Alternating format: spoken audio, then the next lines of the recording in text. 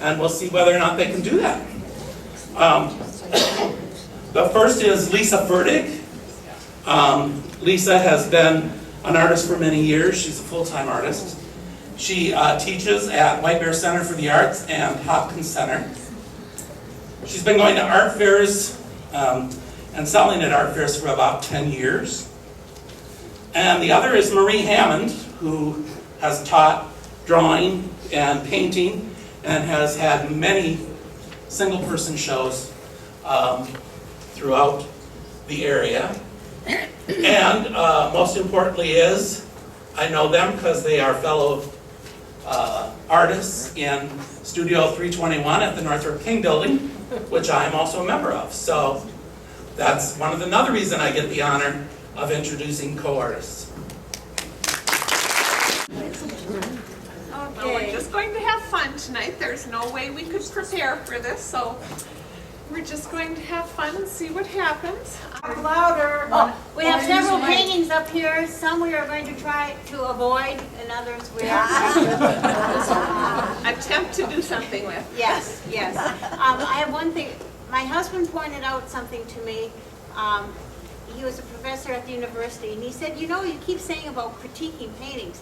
He said, you know, why don't you treat it more like a graduate paper where you edit it? You take out something, you put something in, you emphasize something. He said, that's what you do when you edit a paper. Maybe we should be editing paintings, he said. Sounds wonderful. Okay. Can you see this all right here? Yeah. Well, what I see is a bunny's head here, and it's not doing anything for me, so I'm going to edit that. So, Are these your own paintings? no, people brought these. So we are assuming that we have permission to paint. If you have objections, please make them known. And why are you not mic'd? Because we only have one mic, so I don't. One of you use it? Yeah, we really, I think you should use it. Well, do you want to use it while you're doing your painting? Okay. Alrighty. So I'm looking at the foreground here, and to me the values are all pretty much the same. They're all light to middle values. So I'm just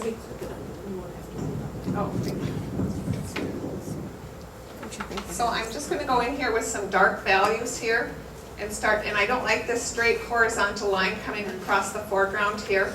So I'm going to break that up a little bit here and then just go around and do a little negative painting by going around some of these shapes. A little bit darker value, popping out some of these flowers here.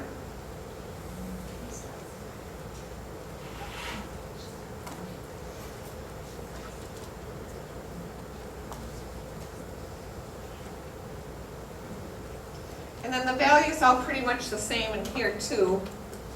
So I'm going to come in here, just soften some edges here a little bit. No, I'm using Windsor green and alizarin crimson with a little burnt sienna. And then I'm going to start punching up the flowers a little bit more, just because they're all the same color.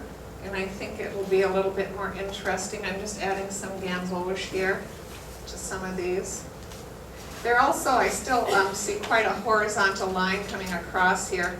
So I'm going to break that up and bring some of these shapes within this shape here.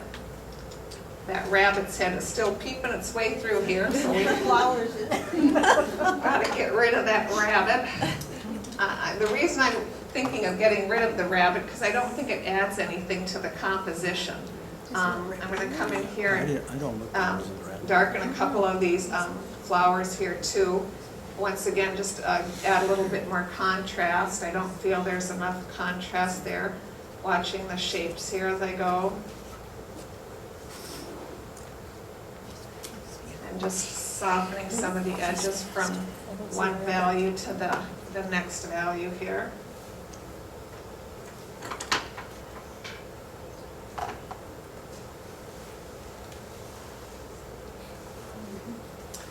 Try to go in with a little darker value here on this rabbit. If you need any help, be sure to ask, okay? How are you at getting rid of rabbits? I've done it in my garden, but I won't tell you how.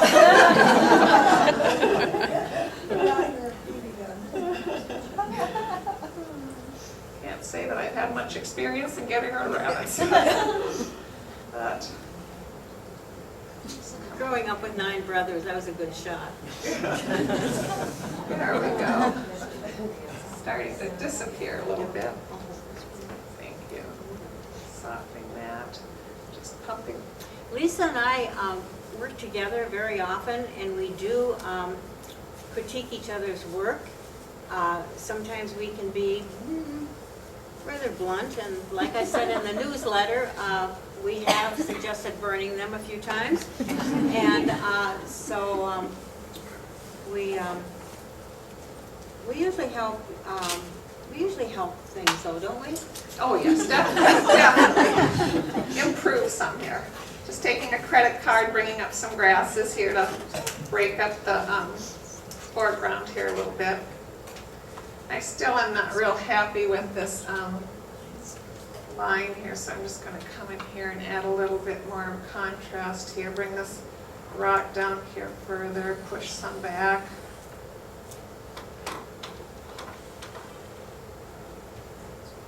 Push this down. Just soften some edges here and there.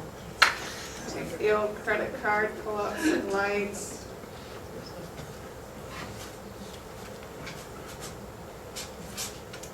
Add a couple more little darks here to move the eye around a little bit better.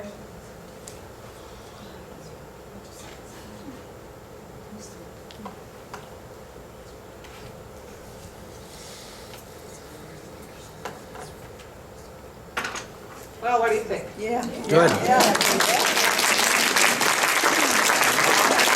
Okay, I was looking at this, and there are several things that I noticed. I thought more color could be put into the sky, and also when I'm assuming that this is snow in this painting. And usually when I do snow, I know she's put a little lavender in here, but I usually reflect the sky into the snow. So by making the sky more interesting, you would make the snow more interesting. So I would say, also on the trees, I think this tree is a little dense, and also she could bring the building out more by maybe surrounding it with more trees. The posts are all pretty much, well, they are the same value all the way across. So I think she could put a light, like the sun is hitting on one side, so she could repeat this yellow down here. So I think what I'll do is I'm just going to wash over the sky like this, and I'm going to drop some more color in it. Could you move your palette up again, up towards the end of the table, then move your painting up? Yeah. This? Then your head wouldn't be in the Is way. that better? Good, yeah. Now you move your head back. There you go. Very hard Okay, to I'm just going to understand add that more here. color here. God, that's a lot. Move my palette forward, put my head down. It's not, you're on TV now, you know. I'm old, I can't follow all that at the same time. I'm going to put some yellow into There we the go. sky. Sure, it's kind of green, but that's all right. And then what I'll do is I'm going to wash over the snow a little bit, and then I will put some of that yellow into the snow.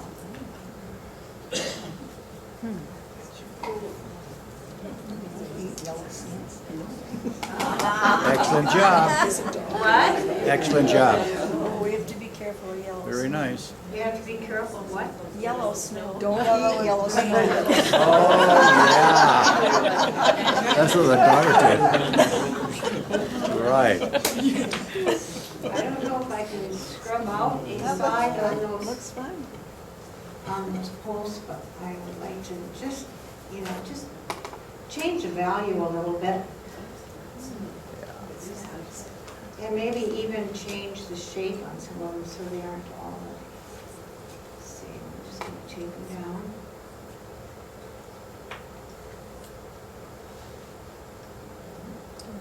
And I think they could kind of disappear out there. Yeah. Up a little bit.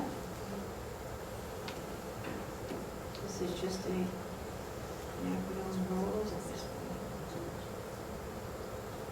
As it dries, it may go a bit darker. And I think just by changing the value of those, I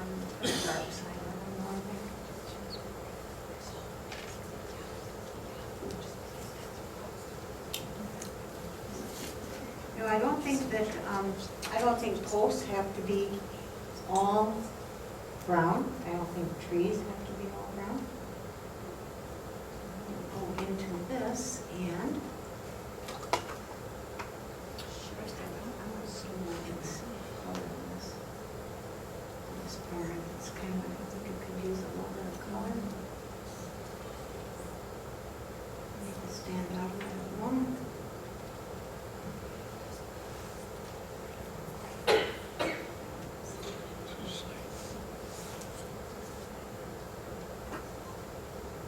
And I'm going to go into that background behind the, because I always feel that if you go behind something, you know, if you just come up to the cliff on something and then you drop off. So I always feel you need trees in the back and you need trees in front of those trees. So that I feel like I could go back there and find many layers. If that makes sense. I'm just dulling that green down by putting a little violet in it.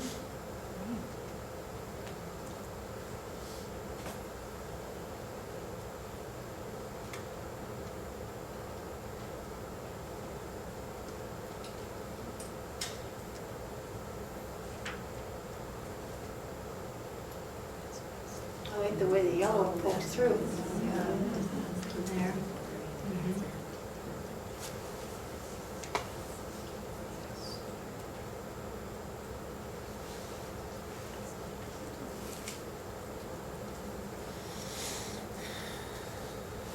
Okay, I want to change the shape of this tree thing.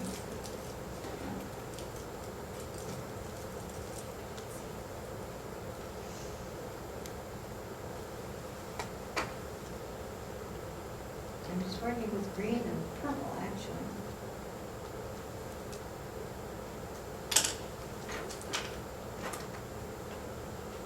But those poles kind of expanding.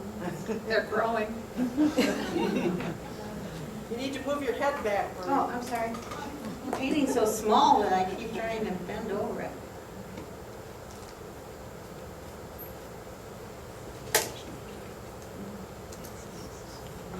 What a difference. I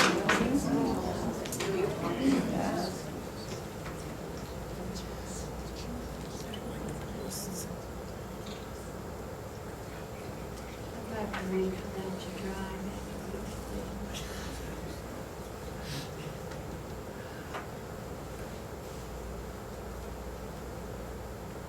Now, I think that maybe it's kind of small, but I like to see something go all the way up. Now, it's going to really dwarf that,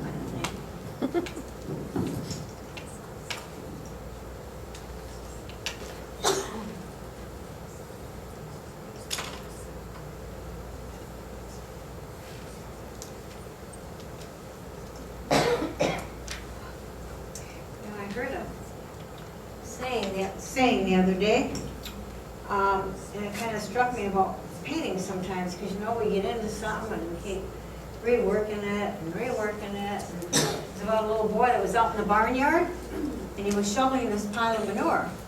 And he kept shoveling and shoveling and shoveling, and someone said, "What are you doing, Sean?" He said, "Well, you know, there's a lot of manure here. If I keep shoveling, there's got to be a pony in here somewhere." And I think sometimes that's the way it is with art. We keep pushing and changing it, thinking, "Oh, we're going to find that pony in here somewhere."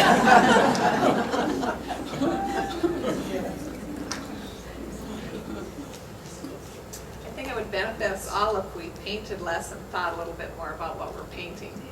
Oh, not me. Is that directed at me? No, pony. Okay. I better let you get started on your next one.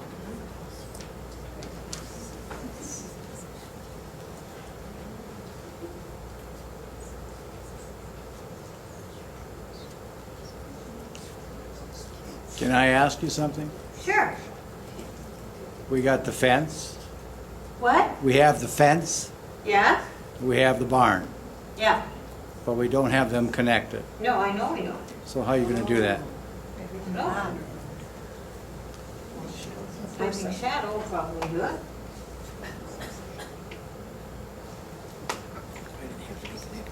Yeah. Okay.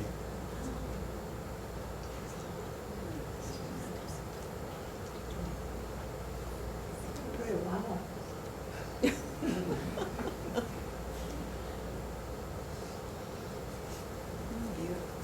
Yeah.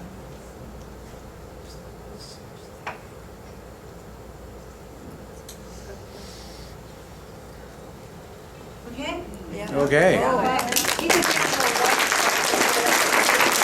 Try to use for my center of interest more the rule of thirds, where if you divide your paper into thirds horizontally and vertically where those lines intersect is always a good place for a center of interest. So let's see what we can do here. Drop in another shape over here. Connect it with this shape here. Bring out this shape a little bit here. Drop in that shape there.